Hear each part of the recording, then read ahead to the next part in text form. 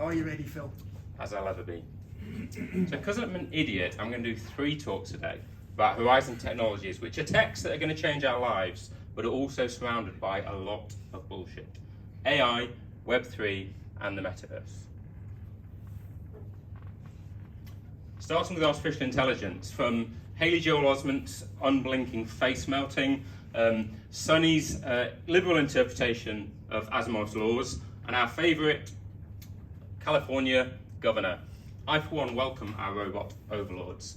But artificial intelligence has a long history. It's over 70 years since the first Checkers program was defined as artificial intelligence, and it's often games that continue to see the press around beating chess, beating Jeopardy, and more recently in 2016, beating Go. But it's not all good press. Language models or chatbots. In 2016, Microsoft was taught to be racist. This year, Google fired a developer who claimed that it was sentient, and Metas have said this about Mark Zuckerberg, so maybe they are sentient after all. These people and these cats have never existed. They were created by something called a GAN, which uses really clever 2 competing models, one generative and one discriminative, for these amazing results of just creating something out of the brain of a computer. And it can also be used for video. So you may be aware of the Obama deepfakes, where he did a talk that he'd never given, but politically terrifying. But the main use seems to be these weird mashups of videos. I give you Home Stallone. On to Web3, following on from the Web 1.0 of the early 90s, the social web of the noughties, to the distributed web of Web3. And does anybody know the foundational technology of Web3? So people get confused by this topic, but it's just a database of time-logged events which can only be added to. But the key to it is that no one person owns or controls it. It is the truth in this database is consensus of the network, which is how things like cryptocurrencies work. You'll have heard of Bitcoin, but there's now 12,000 cryptocurrencies out there today, including Dogecoin, created as a joke with a market cap of 88 billion.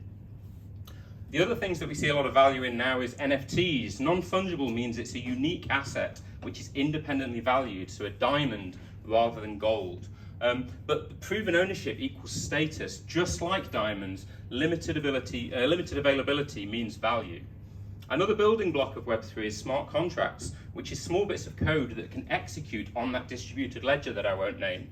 But smart contracts can also be dumb. So bugs in smart contracts have caused losses of tens of millions by them executing wrongly. And finally, I'll talk about self-sovereign identity of Web3. This means that distributed technology will allow you to determine who can use your data rather than it being held ransom by a tech giant. It uses some very clever maths called zero-knowledge proofs, which we don't have time to talk about. So in 1992, Neil Stephenson wrote a novel called Snow Crash, which introduced a concept called the metaverse, with avatars, real money for virtual property, controlled by a global technology monopoly. In related news, Facebook, a global technology monopoly, rebranded to Meta last year and have since invested $10 billion in metaverse-related technologies. But the investment is really good because it has delivered us this. That's $666 million for every second I'm going to make you look at this monstrosity. 666, you could not make it up. Avatars are really important to the concept of the metaverse, but they're nothing new.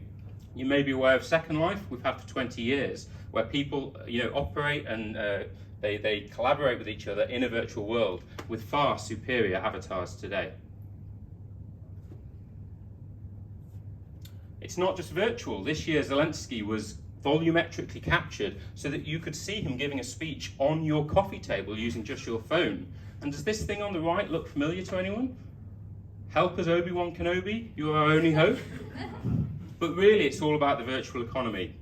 If anybody's got children in their life, you'll know that kids want Robux. Last year, they made $2 billion, and 55% of their users are under 15 years old. So the future is in virtual economies. But the real thing about these technologies is they're not independent, they're all collaborative. For example, virtual property in the metaverse will be represented by NFTs in Web3, and you'll see more and more convergence of these technologies coming in future years. But I think the real thing to say about these Horizon technologies is they will come, maybe slower than some people expect them to, but they will definitely continue to be surrounded by large amounts of bullshit. Thank you very much.